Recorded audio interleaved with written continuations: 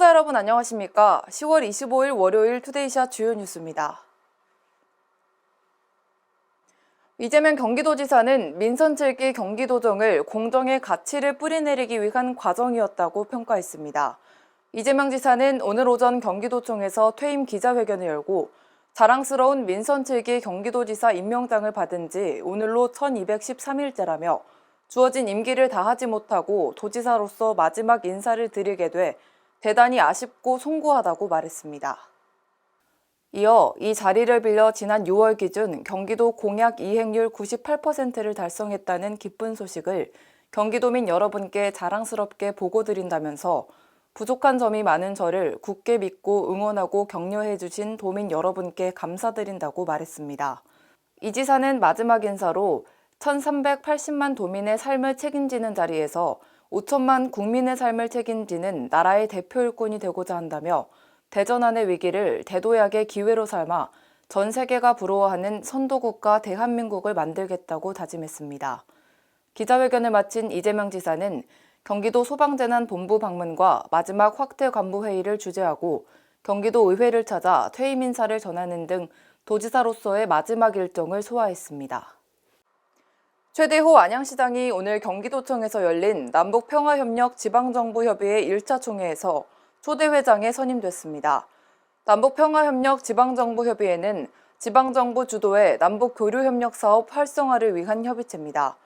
최대호 시장은 인사말에서 문재인 대통령의 종전선언이야말로 한반도 화해와 협력의 새로운 질서를 만드는 중요한 출발점이 될 것이라고 강조했습니다. 이어 협의회가 남북의 화해와 한반도 평화를 증진하고 남북 경제를 발전시키는 중추적인 역할을 담당할 수 있도록 최선의 노력을 다하겠다고 각오를 밝혔습니다. 협의회는 앞으로 지방정부인 안양시를 중심으로 사무국을 운영하고 실무적인 역량을 강화해 지방정부 남북교류협력 사업 활성화 및 공동사업 발굴과 남북교류협력을 국내외 네트워크 구축 등에 나설 방침입니다. 성남시의 대장동 대응 TF가 법률자문단을 구성하고 민간사업자의 부당이득 환수 등에 대한 본격적인 검토에 들어갔습니다. 대장동 대응 TF는 이를 위해 법무법인 대현과 이번 주 중에 자문계약을 맺을 예정입니다. 법무법인 대현의 김우진 변호사는 대장동 개발 사업과 관련한 법정 분쟁과 법률적 문제에 대해 TF와 상담하고 의견을 제시할 예정이라고 밝혔습니다.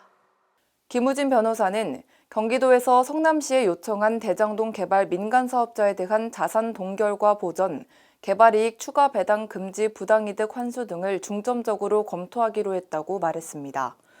대장동 대응 TF는 오는 12월 말로 예정된 대장동 개발 사업 준공 승인과 관련해 시행사인 성남의뜰 측의 위법 행위가 승인 연장의 요건이 되는지도 검토에 들어갑니다. 준공 승인이 나면 성남의뜰은 개발 이익금 추가 배당 등을 마무리하고 청산 절차를 밟게 되는 만큼 부당이익 환수 등은 요원해질 전망입니다. 인천지하철이 코로나19로 인한 승객 감소와 무임소송 부담으로 인해 지난해 적자액이 1,591억 원을 넘어선 것으로 나타났습니다. 이는 2019년 1,247억 원보다 무려 27.6% 늘어난 것입니다.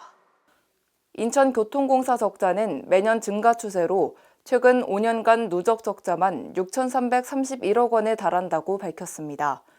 이에 따라 인천시로부터 지원받는 순수 운영 보조금도 2017년 413억 원에서 2020년 787억 원으로 2배 가까이 뛰어 시 재정 부담까지 커지는 실정입니다.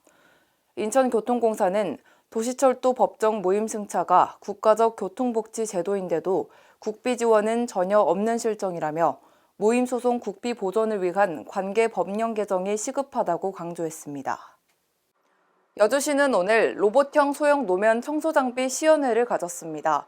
이번 시연회에서 소개한 노면 청소장비는 기존 대형 장비 진입이 곤란했던 이면도로나 인도 등에 투입돼 청소 효율이 높아지고 리모컨 방식의 원격 조종도 가능해 작업자의 업무 능률이 향상될 것으로 알려져 있습니다.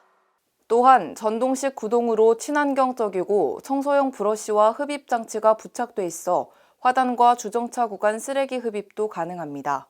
특히 미세먼지 집진 능력이 탁월해 생활 속 미세먼지 제거까지 가능할 것으로 기대됩니다.